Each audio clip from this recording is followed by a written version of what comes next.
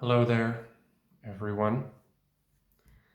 Today I wanted to talk about a topic that a lot of people might find a bit uncomfortable. Yeah, so it's death predictions. Obviously, a lot of people are sort of uncomfortable with the idea of death overall, generally speaking.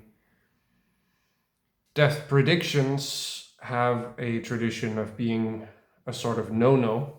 A lot of practitioners will warn you against messing around with, uh, making death predictions or asking entities if you're like channeling entities, like with an Ouija board or something like that, to ask them about when you're going to die.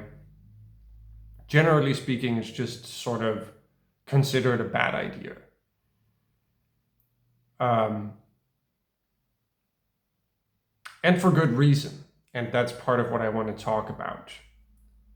What are those reasons? Because I think a lot of the time it doesn't really get explained very well. You just get this sort of like more of like an emotional push to not do it. It's like, be careful, scared, be scared. And it's like, yeah, okay, but why should I be scared? It's, if you're like me, a highly rational being, or you have a tendency to think about things rationally and try to understand them that way, it's not very satisfying when you have this sort of thing where you're being told to do or not do something, but not having an explanation as to why. It might be true or not, but how would I know unless you can explain the reasons to me? So, what I end up doing a lot of the time is sort of experiment. I subject myself sometimes to experiences that other people might consider me crazy for doing. For example, making a death prediction, because I actually did this a while ago using my pendulum that I also have right here. Why I did it and all that, I feel like that's maybe a topic for a different video, because it's going to be a long one if I have to explain everything. I want to just get to the things I want to talk about for this video and not fill in all of the context, because that would take a while. But suffice to say, I did this a while back. Call it curiosity, whatever. I did it. I asked my pendulum, and the way I did it was like, step by step. I asked, am I going to be over or under 60, basically, or just, am I going to be over 60 when I die? And it said no. I was like, okay. Am I going to be over 50? No. Am I going to be over 40? No. I was like, oh shit. This is getting dicey. So the number I landed on is 39 at that point. Okay. So that's what my pendulum or my subconscious, whatever, the spirits, whatever you believe is going on there, that's what I was told, so to say. That's what I told myself, if you will. 39. And for context, I'm 32 at the moment, turning 33 in a couple of months. Actually, not even a couple of months anymore, just 1 month and a few days, September 1st. And so that's like 6 years, depending on when during that 40th year. And yes, it's the 40th when you're 39, that's your 40th year. Confuses some people, but it is, because you turn 39 when you've been through 39 years. So the next year, the one you're living while you're telling people I'm 39, is the 40th. Okay, that's also kind of irrelevant. I just don't want there to be any confusion. It's depending on when in that year, because I didn't specify the date, right? I didn't go into that much detail. I think the year, that was enough for me. So it might be 6 or 7 years roughly, depending on when, Is it going to be the day before I turn 40, or is it going to be the day after I turn 39? You know, anyway, is it going to be at all is probably a better question. And it's the one I wanted to get to, sort of. Because I realized something about this. It's also kind of the reason I have the pendulum here. I was thinking about doing the whole thing again live on video to see if I would get the same answer or I would get a different answer now. And actually, since we're here, let's just do it. I can also include a mini tutorial on how to use a pendulum, or how I use a pendulum. Basically, there are more than two, but most of the time I use it for like binary questions, yes and no kind of questions. And so I really only use two movements. Some people, they use like circular movements, right? And it could rotate in both directions. I usually use straight lines, basically. So it either moves back and forth, which is a yes, usually when I do pendulum work, or it moves side to side, which is a no. And the intuition there is back and forth is like a nod, and side to side is like shaking your head. So yes and no. It could be anything, right? You could switch those around. You could use rotations instead. You could use anything, just as long as you know which one is which. So usually I just do like a calibrating thing first, where I just check that it's still the same orientation as I'm expecting. So I will ask a very obvious question like, is this tablecloth green? And then if it moves, let's see if usually I don't do it in this particular orientation, but yes, it's starting to move back and forth. So that means yes.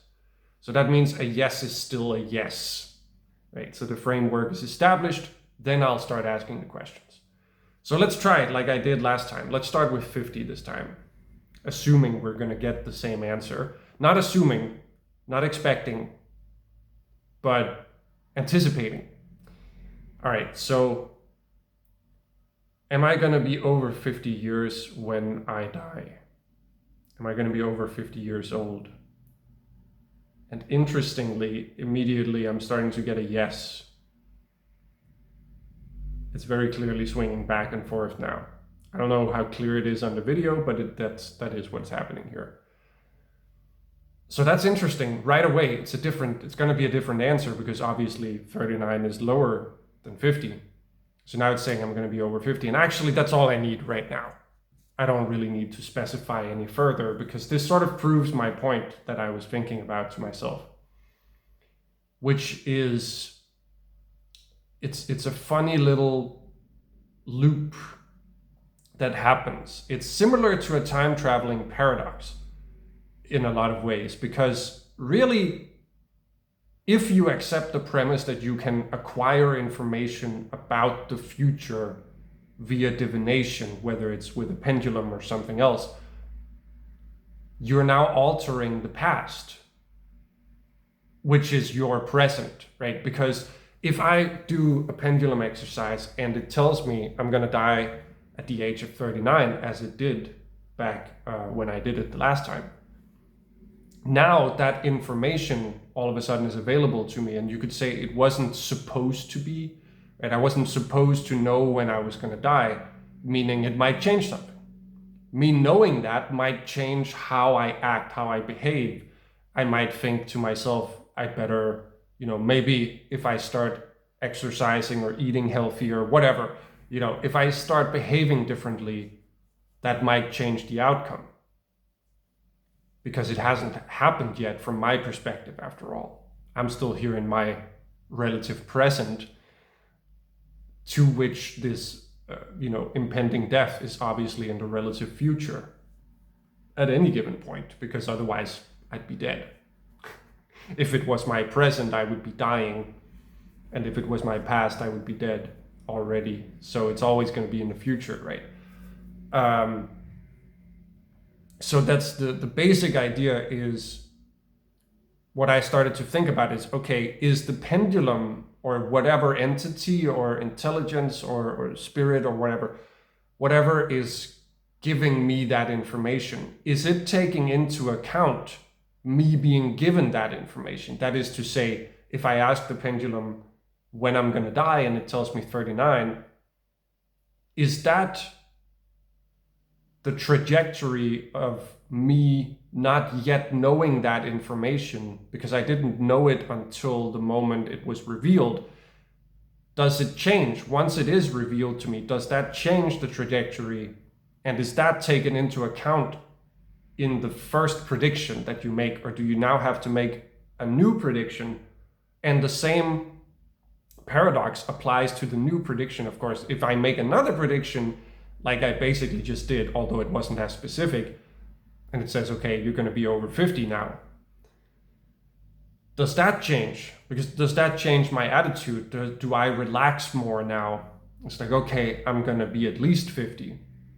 So I can relax. I don't have to stress about eating healthier. You see what I mean? So you start making different choices again based on the information you were given, which then changes the eventual outcome. So now you have to ask again. And once you've gotten that answer, you'll have to ask again and again and again, and around it goes. And the answer might be different every time. And every one of those answers could be, for all you know, correct because it hasn't happened yet. And in that sense, it's kind of like Schrodinger's cat, basically. I like to use that as an example a lot of the time. Something that is not yet known, and until it is known, it's in a sort of superposition.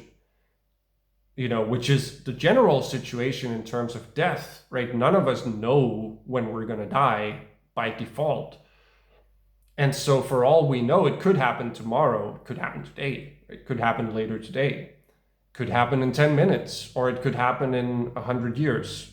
That's maybe a little less realistic given that I'm already 32 and the average age of a human being is what, 70 something? I forget what the exact number is. But again, it's sort of doesn't matter for the overall point I'm making. So this is also why in my practice, when I do readings for people and stuff, which doesn't happen so much these days, but that's just circumstantial. But when I do readings for people and they ask for predictions, I specifically tell them that I don't really do that because it's sort of mostly useless to predict the future. I'm not saying completely, I'm not saying that there aren't exceptions to that rule, that there are cases where it might be useful for you to predict something about the future. But generally speaking, it isn't.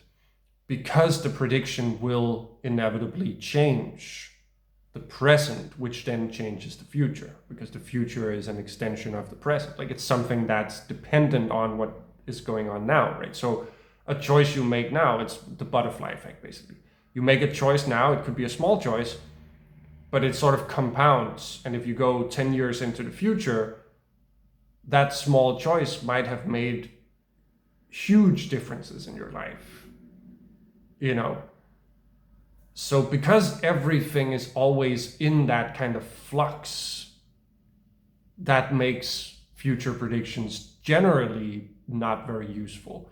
What is useful is inquiring into the present. It is focusing your attention on the present moment, and you have to sort of anchor it, and then you can look at the future and the past from the present and in relation to the present. So that's different from a prediction, right? I'm trying to convey that to people when they ask something about what's going to happen in the future. I said, that's not where your focus should be. Like, that's not what you should be asking in that sense. What will happen? Any number of things might happen. And you acquiring information about what might happen might change what's going to happen. So,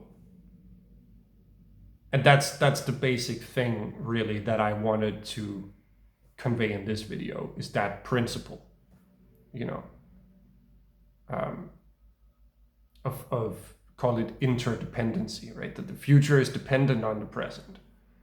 And therefore, any information you acquire about the future in the present might change the future and therefore change the thing that you acquired information about, for example, when you're going to die.